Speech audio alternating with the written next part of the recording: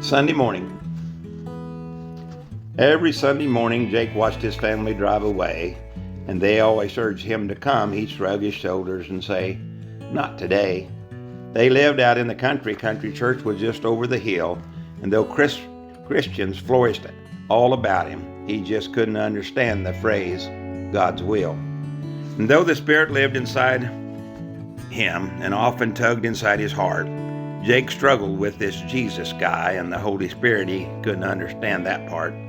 He had been given life's richest blessings, a lovely wife and children 3, good health, good job, and comfortable home. What more in life could be? And so often when the church bells rang, he'd be home tending to the sod, while the wife and kids he loved so much would go off to worship God.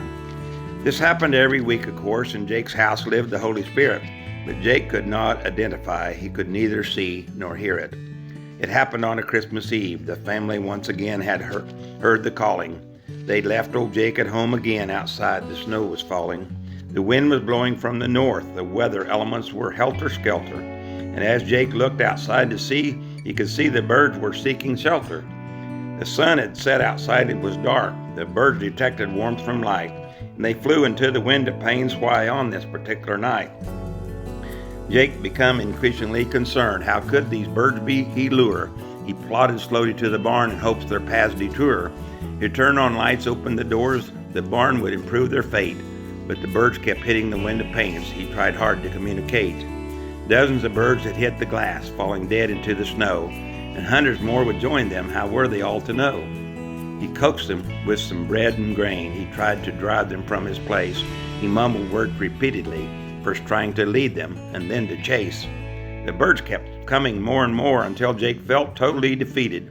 These stupid birds just didn't know Jake had everything they needed. It stood only 50 yards away. The barn offered food and warmth abundant, but communicating with the birds, all efforts had been redundant. In frustration and mental fatigue, Jake sat down on the porch outside, and short of becoming one of them, everything else he had tried.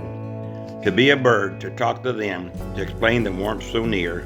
Somehow old Jake knew he could save the birds if they could hear.